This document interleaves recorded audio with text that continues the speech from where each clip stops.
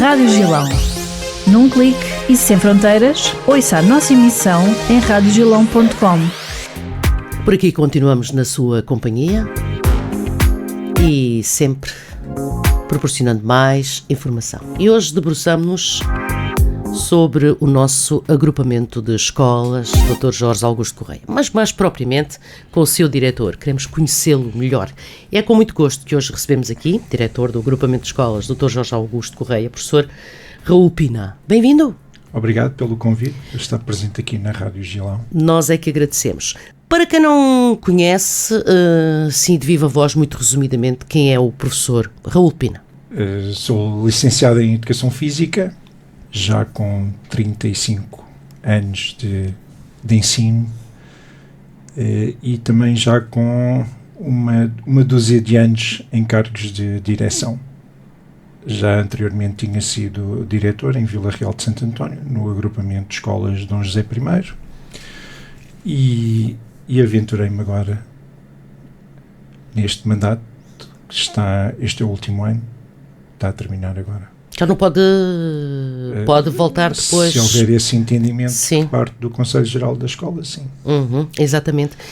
Para quem nos ouve, os paizinhos dos meninos, é muito difícil a função de diretor de escola? É porque o agrupamento é um dos maiores agrupamentos do Algarve, excluindo os alunos do noturno, que administrativamente pertencem a Vila Real, mas que estão a ter aulas no nosso agrupamento, mas retirando esses alunos temos cerca de 1.800 alunos durante o dia. Temos da pré-escola até ao 12º ano e temos 200 e tal professores, 220 professores, com técnicos também, psicólogos, terapeutas, e temos cerca de quase 100 funcionários.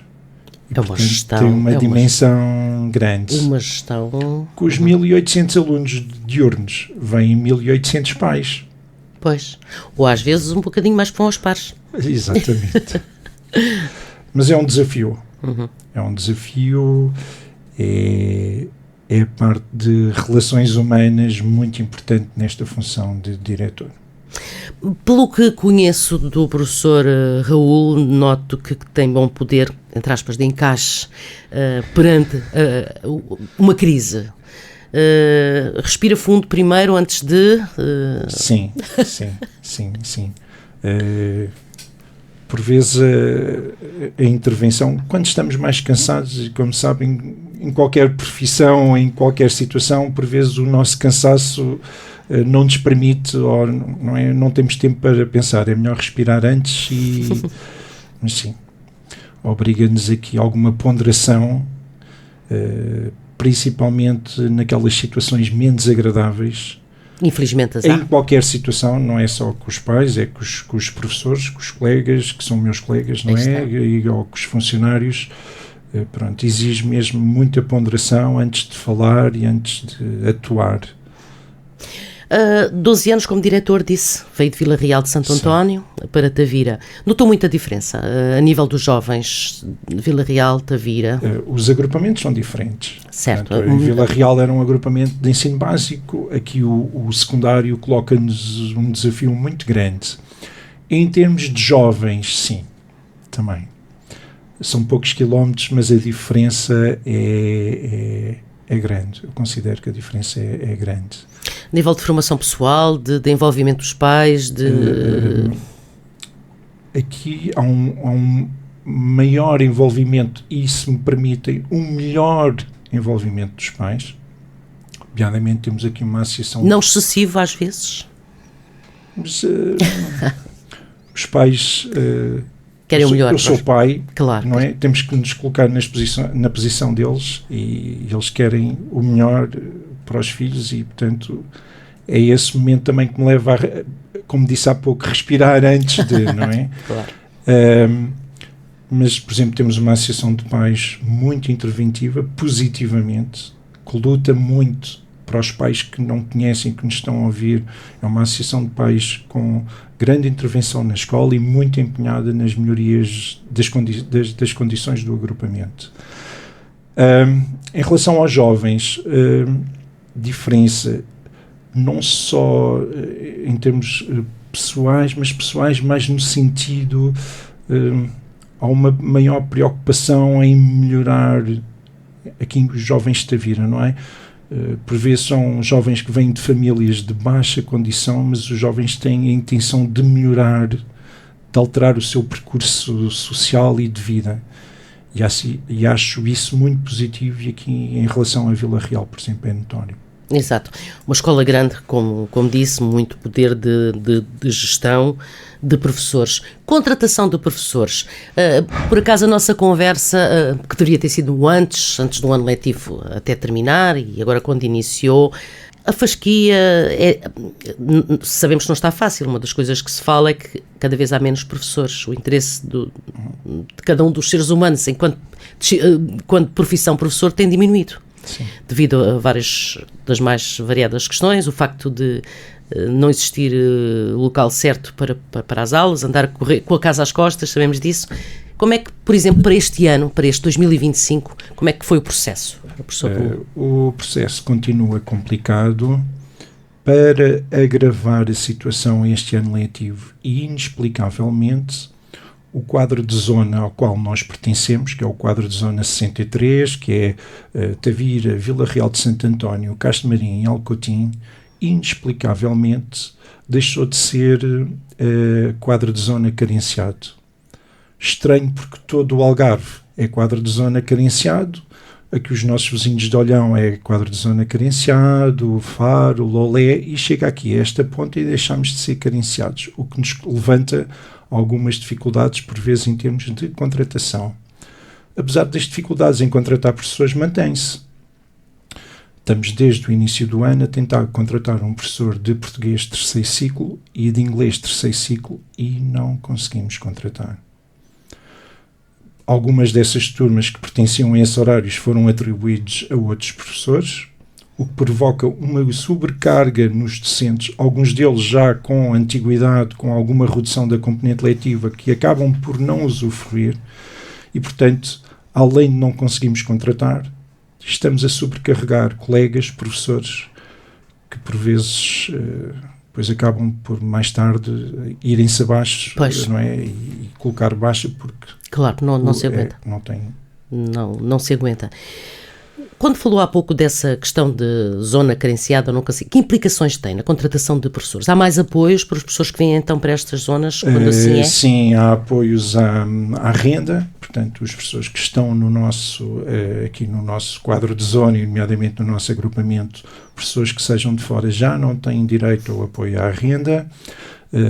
Continua a haver um apoio à deslocação, mas é menor. E em termos de facilidade de contratação, sempre via plataforma do Ministério da Educação, mas as opções são muito menores e, portanto, limita-nos um bocado nessa contratação. Fiquei preocupada e de veras, é por isso que estas conversas são importantes, de sabermos, no fundo, no contexto, o que está por trás, muitas vezes, da dificuldade também de contratar professores.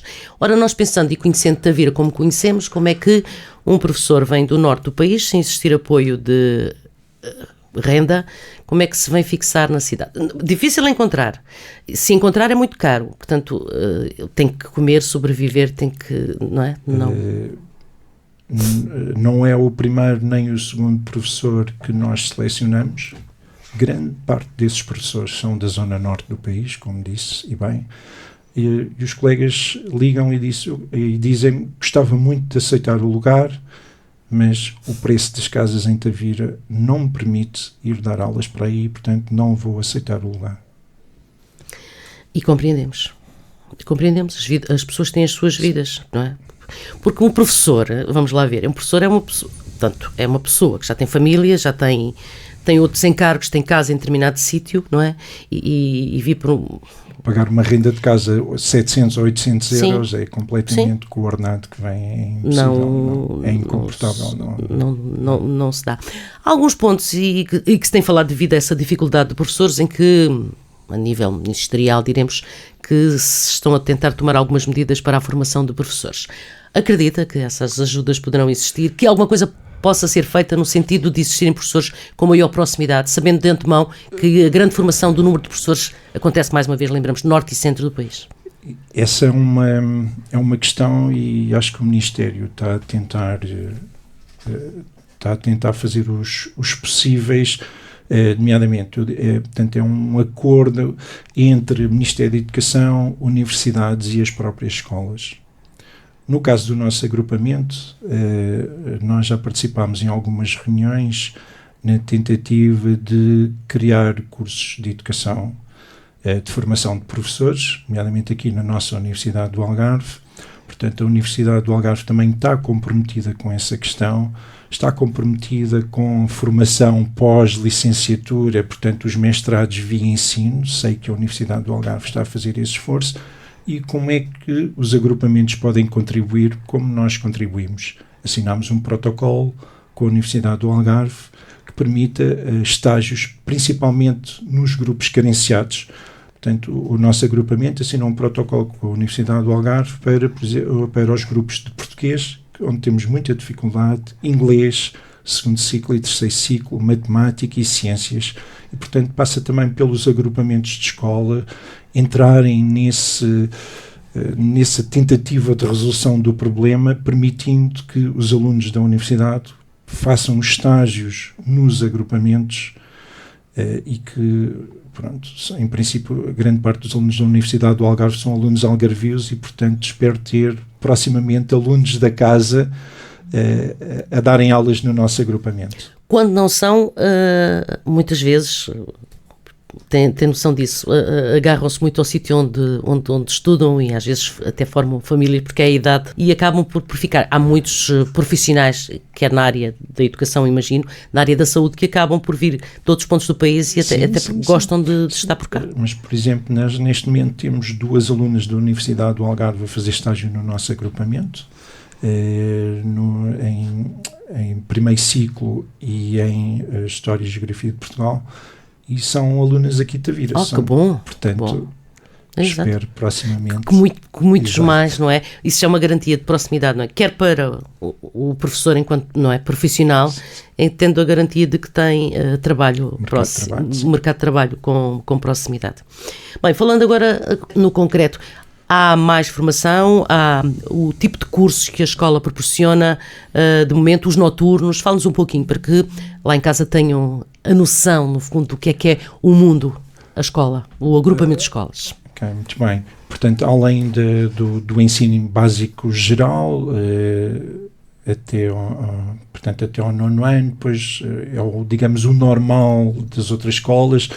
Temos apenas uma oferta educativa na área das artes ligeiramente diferenciada. No terceiro ciclo apostamos na música e nas artes performativas, com o professor Domingos Ramalho com a música e a professora Sandra Alves com as artes performativas, que fazem depois uma grande ligação com um projeto a nível nacional que nós, quando esta direção entrou, nós associámos-nos a esse projeto, que é o Plano Nacional das Artes, e, portanto, fazia todo o sentido, integrando o Plano Nacional das Artes, haver essa oferta diferenciada no terceiro ciclo de música e de artes performativas. No ensino secundário, oferecemos todos os cursos, todas as áreas possíveis, portanto, Ciências e Tecnologia, Línguas e Humanidades, Ciências Socioeconómicas e Artes Visuais. E em termos de cursos profissionais, temos 2 cursos relativamente estáveis, portanto têm-se mantido ao longo destes anos, que é técnico de desporto e técnico de gestão de informática, e normalmente oferecemos 4 cursos, os outros vão variando entre técnico de ação educativa, portanto, para alunas que queiram depois ter uma intervenção em termos de escola, em sala de aula, acompanhamento de crianças. Este ano também estamos a terminar um curso com algum sucesso, eu acho muito importante aqui para a região, que é o técnico de salvamento em meio aquático. Acho que faz todo o sentido. Muito sentido. Portanto, nós procuramos oferecer cursos profissionais que, em termos de conselho, tenham impacto e que os alunos... Existe a resposta. Exatamente. Se optarem por entrar no mercado de trabalho, que haja essa oferta para eles poderem, portanto, começar a trabalhar. Este ano abrimos a Proteção Civil também, acho que é muito importante, e pela primeira vez um curso que eu estava há algum tempo a tentar abrir e que este ano finalmente conseguimos, ter técnico de auxiliar de saúde. Temos uma meia turma com 14 alunos, acho que está em bom funcionamento, relativo, é muito importante. O novo centro de saúde, que vai, e portanto acho que faz. E há muitos funcionários, não queremos que, enfim, pensar nisso, mas alguns já estão com a idade de se querer apresentar e que exista essa oferta e com essa base formativa. Sim. Que não existia no passado, não é? Exatamente. Exato. Bem, a novidade de formação a nível do agrupamento de escolas Dr. Jorge Augusto Correia para este ano surgiu, e na verdade para mim também foi alguma surpresa, o facto de se ter aceito entrar naquele tal processo em vez dos 3 períodos, diremos agora entramos nos semestres. Que novidades têm-se em relação aos miúdos? Algumas dúvidas, ou os próprios pais colocaram dúvidas em relação ao processo? Sim, muitas dúvidas, até aos professores. Não é? Pois. É uma experiência pedagógica que foi tomada de forma consciente.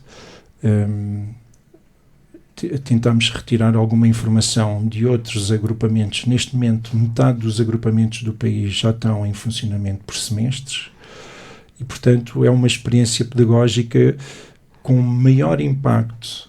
Portanto, em termos dos alunos mais velhos, maior impacto no ensino secundário e no ensino profissional. É um sistema, o semestre é um sistema que se aproxima mais dos alunos que querem perseguir estudos, quando chegarem à universidade. Isso. Vão ter este tipo de funcionamento. Em termos pedagógicos, não grandes alterações, em termos didáticos sim, porque obrigam a uma planificação diferente. Porque também um dos motivos desta tomada de posição dos semestres. A organização por trimestres é muito desequilibrada. O terceiro período, normalmente, em alguns casos, dependendo das férias da Páscoa, chega a ser um mês e pouco. E, portanto, não permite que os alunos com resultados menos positivos ali no final do segundo período, que num mês e pouco consigam recuperar as dificuldades que têm. Esta organização por semestres acho que nos vai permitir, em termos de acompanhamento e de avaliação dos alunos, benefícios, como digo, maiores nos alunos mais velhos, ensino secundário e profissional. Portanto, nesse novo modelo, a classificação, diremos, que existiam, por exemplo, no fim de cada um dos períodos letivos, acontece agora apenas 2 vezes no meio do primeiro semestre. Portanto, uma das grandes alterações em termos desta organização. Sim. Do ano letivo, portanto, só há 2 momentos formais de avaliação. O que é que tem que acontecer, e já aconteceu, e espero que os pais tenham obtido essa informação. As reuniões chamadas intercalares, que normalmente havia a meio dos períodos e era uma informação mais generalista, nos semestres obriga que essa informação seja mais específica. Não é? Para os pais terem, uma vez que o semestre neste caso são quase 4 meses e tal, 4 meses e meio, portanto que haja uma informação a meio do semestre, informação mais específica, mais precisa, que os pais e os alunos tenham a noção em que momento é que se encontram em termos de avaliação. Exato, para que, perante o aluno, da dificuldade de saber em que ponto se deve, diremos, esforçar mais para obter o melhor resultado. Sim, Na generalidade, acaba, enfim, por o processo ir evoluindo favoravelmente. Os alunos, para eles é mais fácil o processo de... Sim, habituam-se. Em termos, outra vantagem, na minha opinião, foi, ao optar por semestres, é o agrupamento que organiza o calendário escolar. Ficamos limitados ao início das atividades letivas, aquilo que está legislado, ao final, mas depois, em termos de interrupções letivas ou paragens letivas, já é o agrupamento que define. Eu acho que isso é uma grande vantagem e dá-nos a autonomia que nós tanto andamos a pedir. Pois. Autonomia, e portanto aí permite-nos ter autonomia de escolher o calendário escolar. A organização que nós e o agrupamento Dom Manuel I optámos, porque houve um acordo entre os 2 agrupamentos... Para ser coincidente. Para ser coincidente, mesmo em termos de calendário escolar. os alunos acabam por ter uma interrupção de 2 a 3 dias, de 7 em 7 semanas. Eu acho que isso é vantajoso. Portanto, ao fim de 7 semanas, 8 semanas, há uma paragem, 2, 3 dias.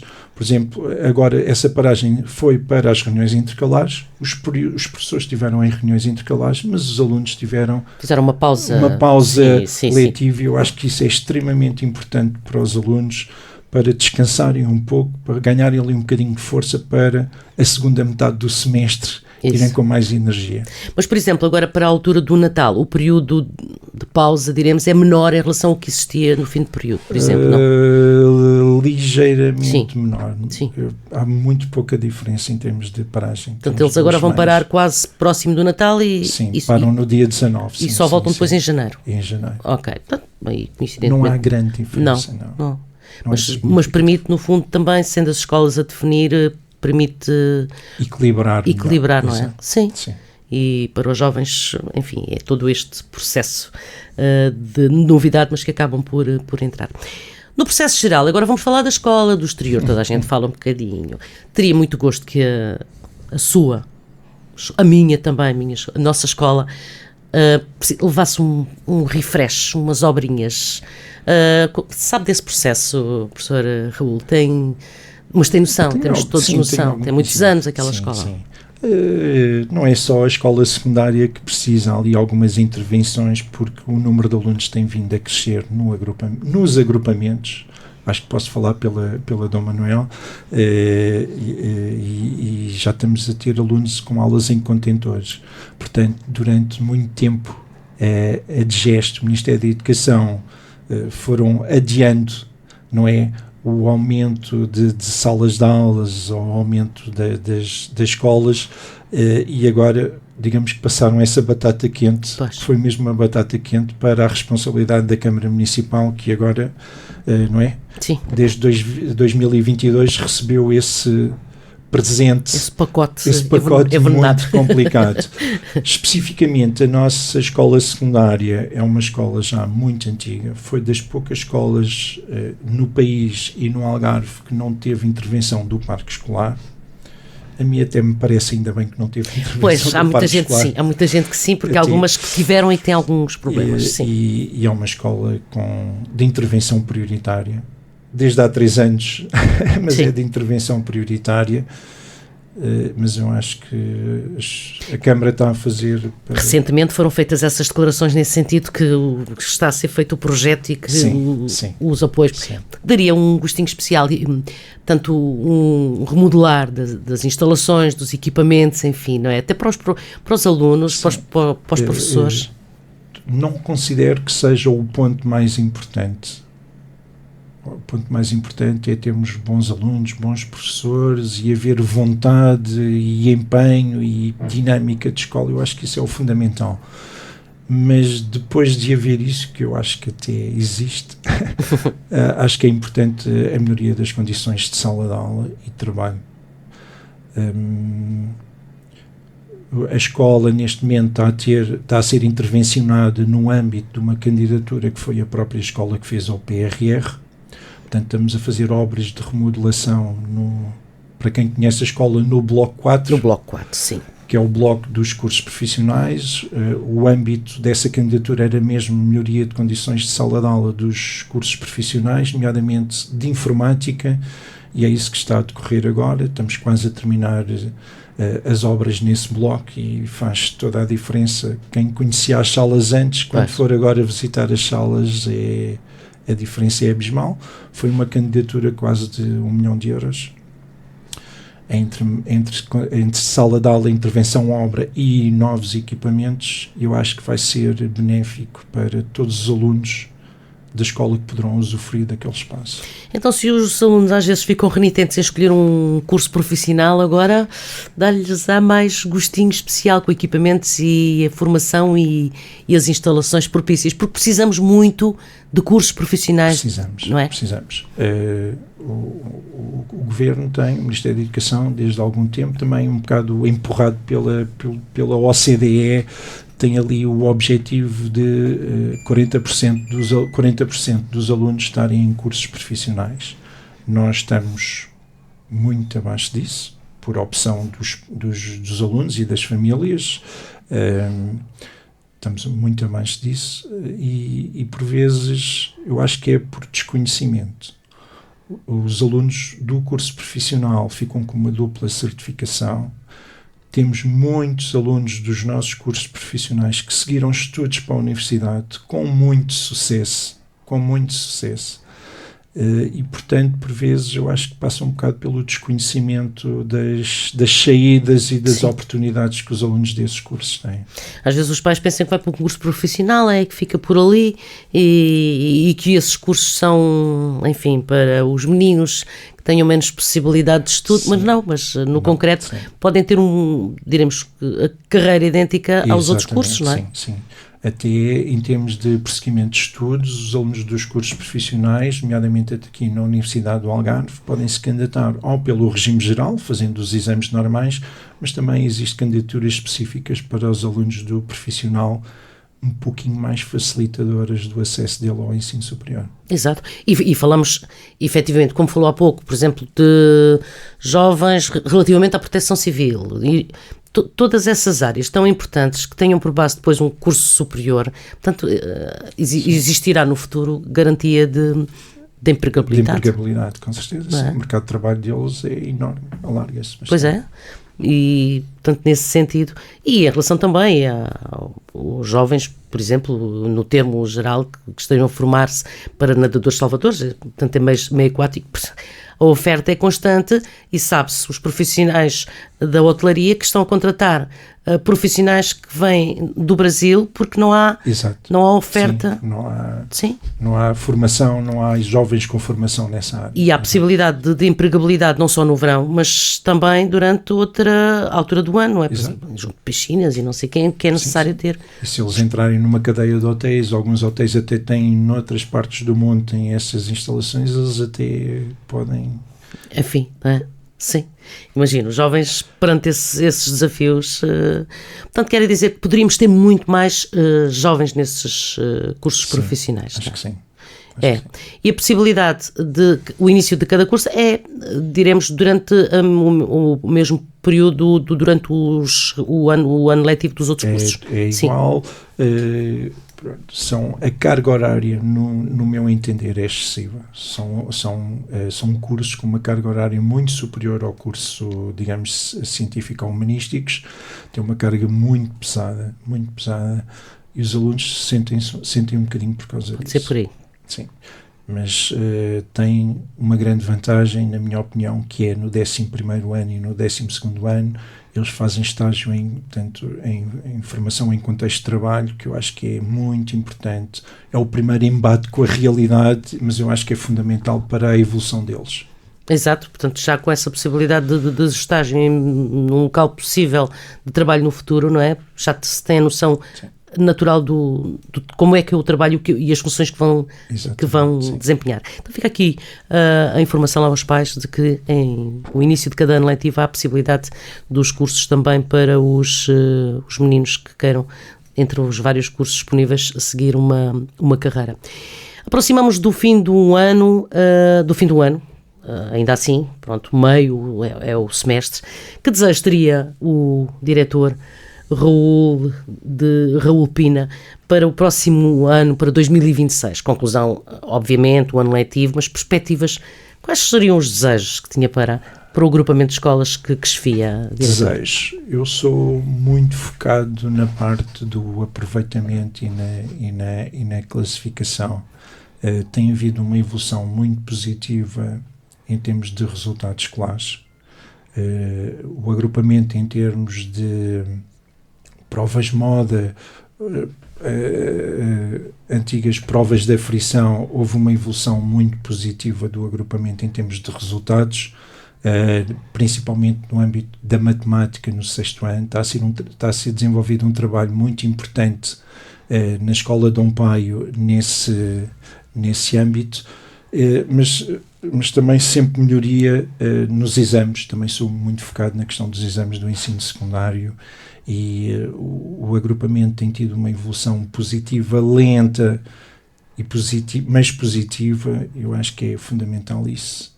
E, portanto, desejo que os nossos alunos continuem a ter sucesso escolar.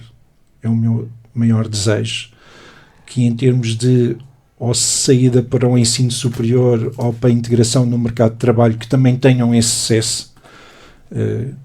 Cada vez há mais alunos a entrarem nas primeiras opções dos cursos em termos de universidade. Eu acho que isso é muito importante. É um gostinho especial. É um gostinho especial. E para 26, espero que comecem as obras na escola secundária. Ou pelo menos que um pequeno grande passo seja dado nesse sentido. Seja dado nesse sentido. Exato.